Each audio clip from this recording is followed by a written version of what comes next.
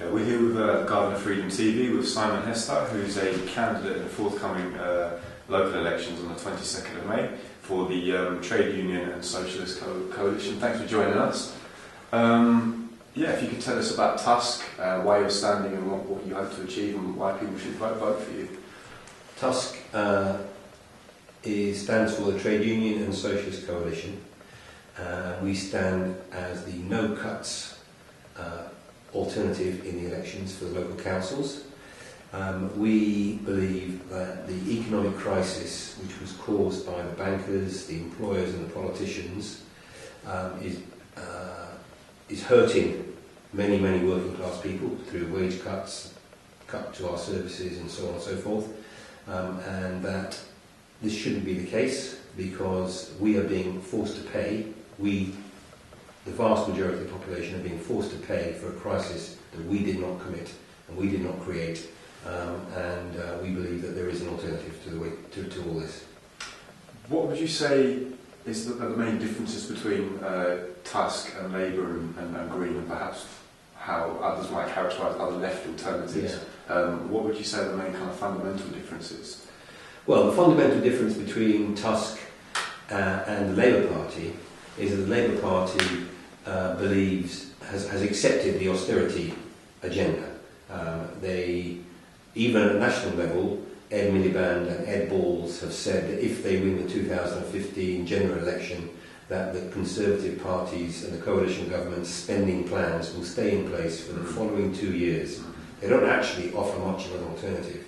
Even worse than that, the Labour Party is now also accepting the arguments of UKIP and the Tories and are blaming migrants and are scapegoating migrants for what's happening in this country, which is absolutely disgusting, frankly. Those are two huge differences with TUSC. We defend migrant workers in this country. They are not to blame for the crisis.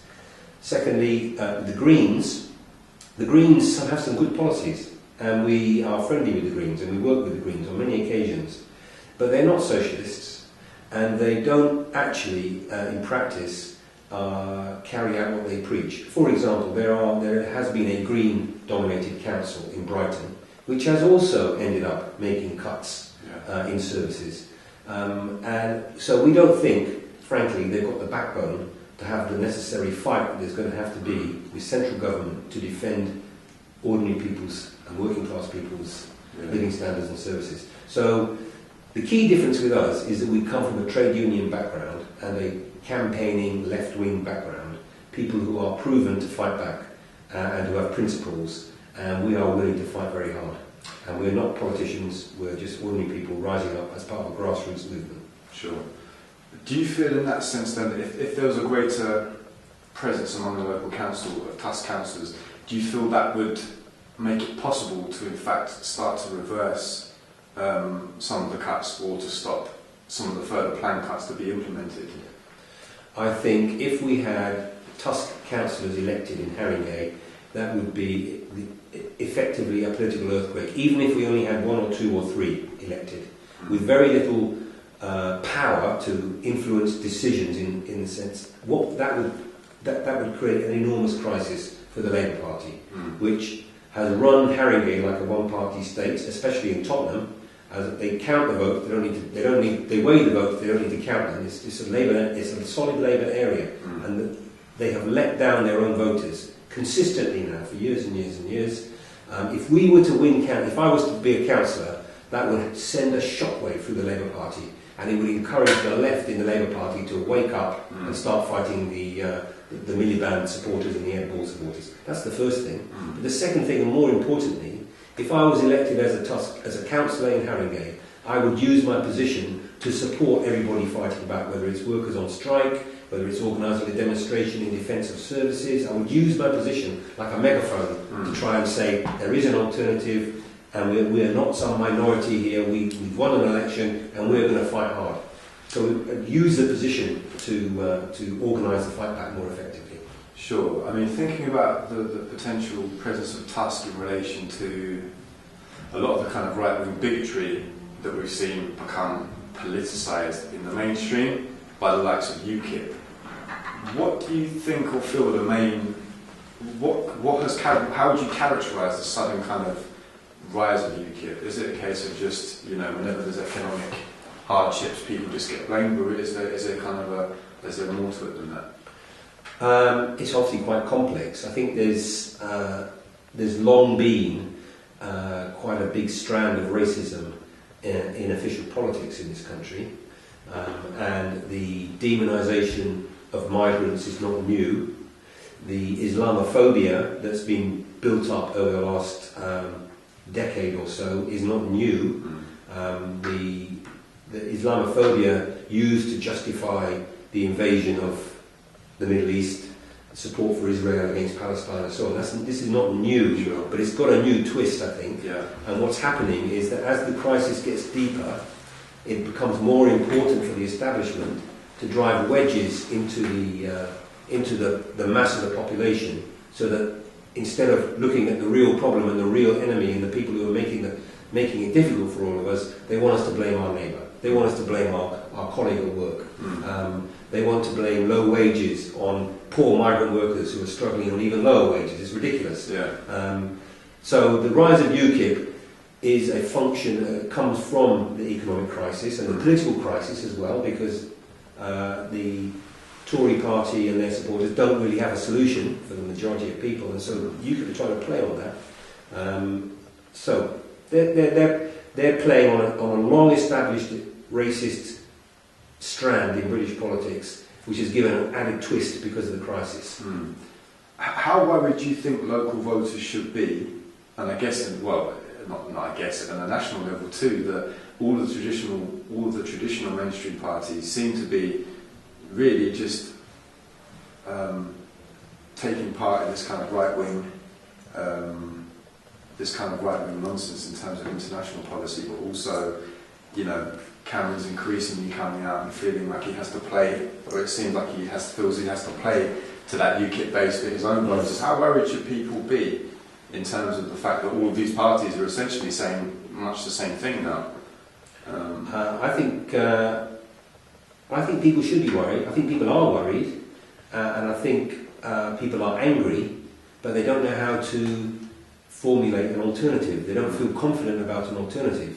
If you look at things like opinion polls about the National Health Service, or about whether the railways should be nationalised or privatised, all sorts of social questions, the opinion polls are way to the left. And, massive majorities in defence of the NHS, massive majorities opposed to privatisation of the railways, so on and so forth. That's not represented politically by the Labour Party or the Lib Dems or the Tories or anything.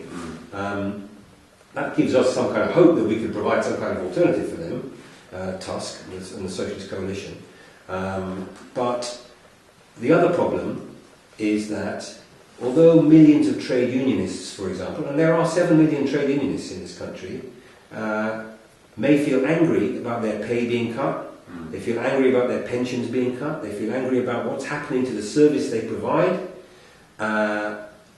they don't feel very confident about how to fight back effectively. And the union leaders, very closely collaborating with the Labour Party in general, are not providing effective leadership to channel the anger and focus the anger and lead some kind of effective fight back. So the strikes that are happening now with the tube workers, strikes that are coming up soon, hopefully, with health workers, the local government workers, that can change people's perception about their confidence to fight back effectively, hopefully. Sure. So, final point to your question, should people be worried?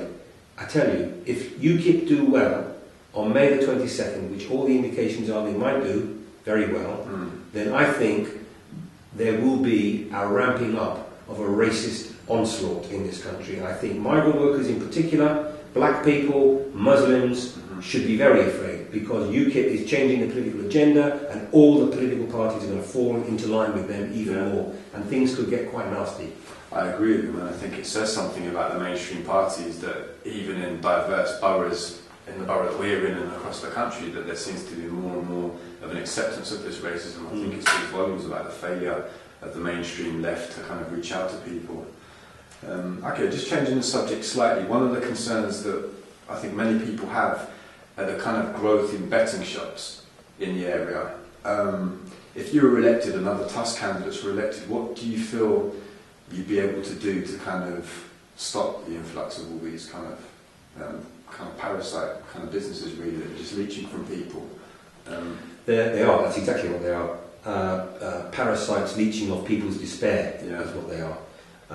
And they're a kind of form of social alcoholism, really. People desperate to try and escape their poverty and escape their situation, and they get dragged into an appalling situation. Yeah. And big business feeding off this. It's not just what I would do, it's what I have done. I've been involved in campaigns locally to try and stop betting shops opening up in Tottenham. We had the famous slogan we used on a demonstration, which we chanted of proper jobs, not betting shops. I think that was the one. It was quite good. So I would want to be involved in any campaigns by local people to oppose the betting shops that get opened. I would hope to be able to use my influence as a councillor to put pressure inside the council on the planning committees and so on and so forth to prevent the betting shops being allowed to open. Sure, which just made me think of another quick point actually. What would be your view of stopping the influx of betting shops? What are your views on how that feeds into the kind of wider issue of gentrification in terms of smaller businesses being muscled out of the borough in the same way I think poor people are being pushed out too? I mean, what's your kind of views regarding the wider issue of local This is part of the madness of capitalism. Let me give you an example.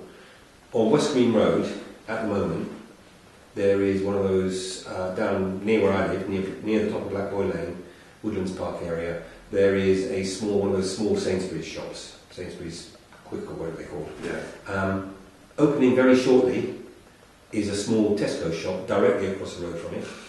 And opening up 50 yards down the road from there, I'm told now, in what was the Black Boy pub, it's been taken over by Morrison's, and it's going to be a Morrison's small shop. And we're going to have 3 supermarkets in the space of 100 yards, which is going to wipe out the shops that have lived there, been there for many, many years. Mainly the Turkish and migrant worker supermarket shops and corner shops. I think it's crazy, absolutely crazy. And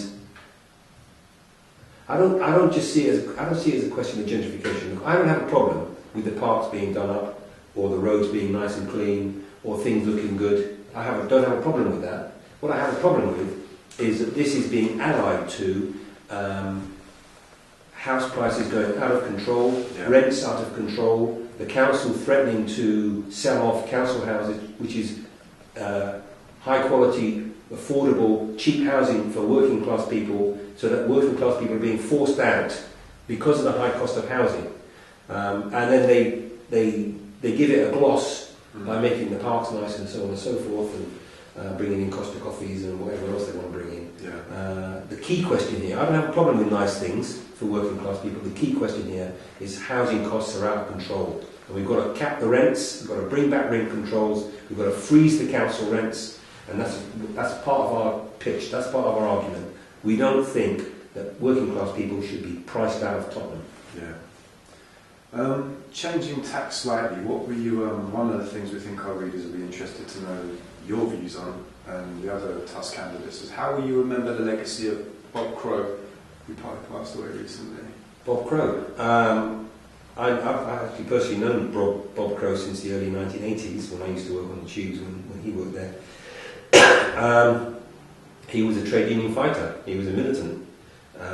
He was one of the founders of the Trade Union Socialist Coalition, and his passing is a big blow for us, in particular in TUSC, but across the left, and for the working class, because he believed in working class action, working class organisation, and the use of our power collectively to enforce the way we want to see things done. So in defence of jobs on the underground, in defence of ticket stations, in defence of safety on the underground, he was a great fighter.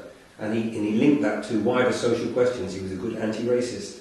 He supported international struggles. He was against the war in Iraq, supported the Palestinians. He is a fine trade union leader, and his passing is a blow. Sure. Just as a final kind of question, if you like, as a anything you want to say to our viewers in this video? What would be your your pitch to them? Why should they vote for TUSC? Why should they get involved? Anything you want to say to our viewers, really? What's your kind of closing sort of pitch, if you like? We don't have to put up with this. The millionaires and the bankers are laughing all the way to the bank. Their bonuses are going up, their wages are going up, house prices in London are out of control. It's about time that working class and ordinary people got together, fought back for our interests. Voting TUSC is one part of that. I hope that you'll do that. But in reality, you should be supporting the demonstration called by the TUSC in October. You should be supporting the demonstration called by the People's Assembly against austerity on June the 21st, and supporting workers when they go on strike. We need to fight back for our side as effectively as David Cameron and Nigel Farage fight for their side. Fantastic. Thank you very much for your time. Cheers. Thank you.